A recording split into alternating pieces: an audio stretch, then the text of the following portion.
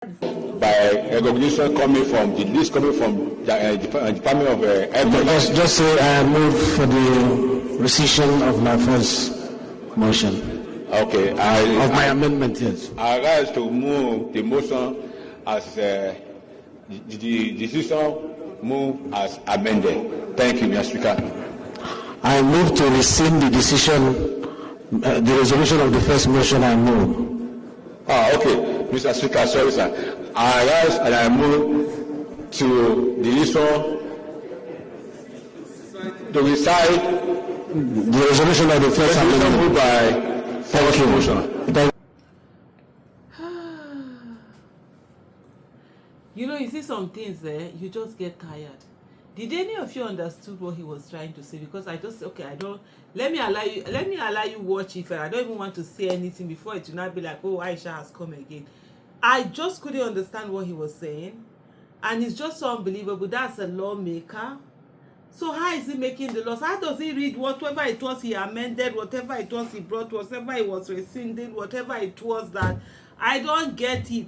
Even if you don't know these things, at least he has gone to school small now. Write it in book, and then the way you pronounce it, write it in a paper, hold the paper and read out the paper. It's allowed everywhere. You don't have to read something off your head. You don't have to say it off your head. It's not everybody that can talk or speak off their head. So you find a lot of people, they read.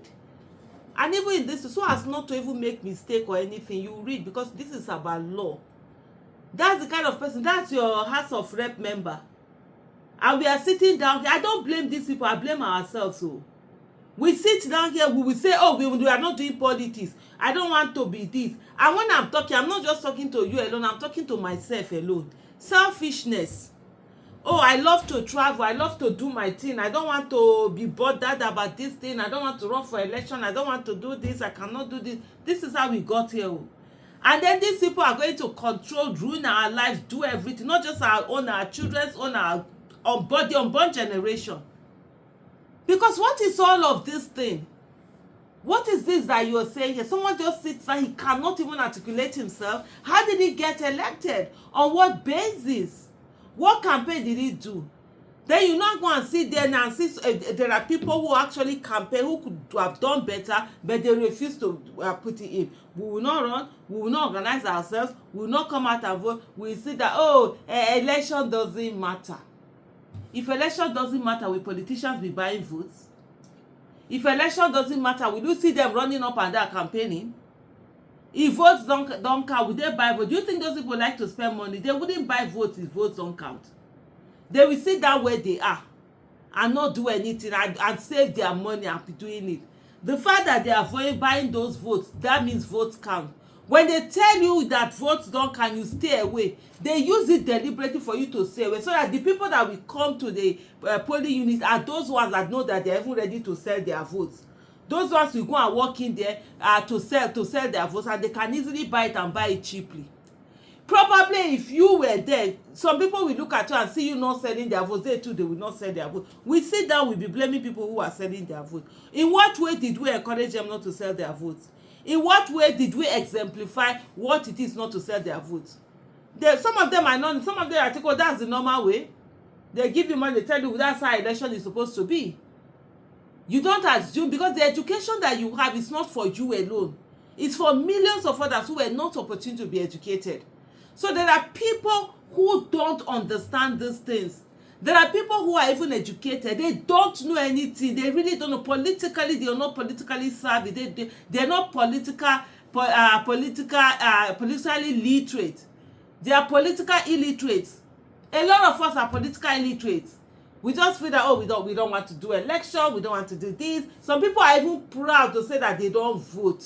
They don't know that they are the most foolish of foolish human beings on this earth. Oh, no, I don't take part in the election. It's even something of pride for them to say, oh, they are voting on your behalf. That's why they are using your hair, people, like whatever. Just imagine. And we keep on sitting there and say that, oh, no, this, we are praying to God. They are telling you to go and fast for 100 days. Fast for 200 days. Pray, you pray the morning, pray in the afternoon, pray. The people that are using the brain that God gave all of us, they are there progressing. You are here praying because we think we have the patent of prayers. Nigerians think that they are going to pray their way into good governance. We abdicate our responsibilities. God will not do for us what he has given us the capacity for us to do for ourselves. See the kind of person that we are putting as leader. You cannot be above the capacity of the people that are leading you. It is called law of the lead. It is their mental capacity. That's what we calc at. No matter how many professors we have, no matter how many achievers, no matter how many people we have that are doing so well in the world, they are leading this, they are leading, as long as they are not our leaders, our progress will be at the level of our leaders. If it's the level of those that have not finished secondary school, that's the level we'll be at. And you see us Nigerians everywhere we are. Individually, we are amazing, we are successful, we are achievers, we are setting goals, we are shattering glass ceilings and all of that. But collectively, usai collectively, you can't see anything because we've allowed ourselves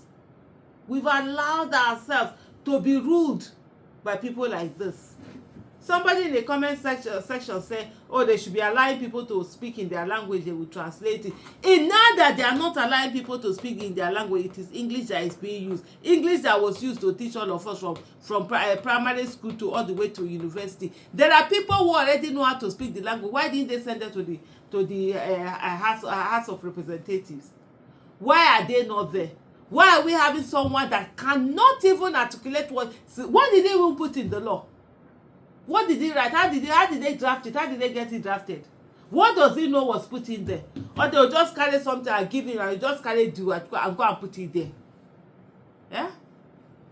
We are sitting down here, we are feeling cool, we are doing all sorts of things. You will see Nigerians every time that Nigerians meet, so sit down and talk about how bad Nigeria is, how Nigeria is this, how they are surviving. It's almost as if it's a thing of pride for Nigerians to say that they survive suffering.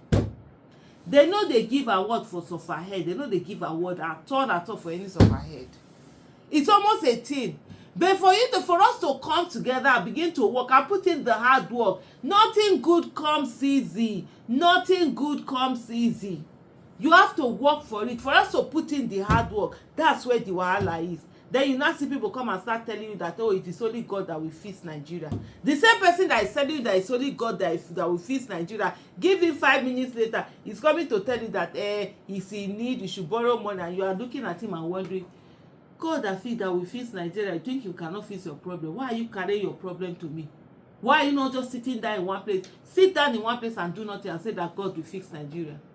God will not do for us what he has given us the capacity for us to do for ourselves. And that's why God gave us brains. They gave us brains for us to use to solve our problem. Not that we abdicate our responsibility to God. And those same people, they are the first ones that you see that they will jump on. They know how to fight for God and leave their fight to God. Thank you for watching.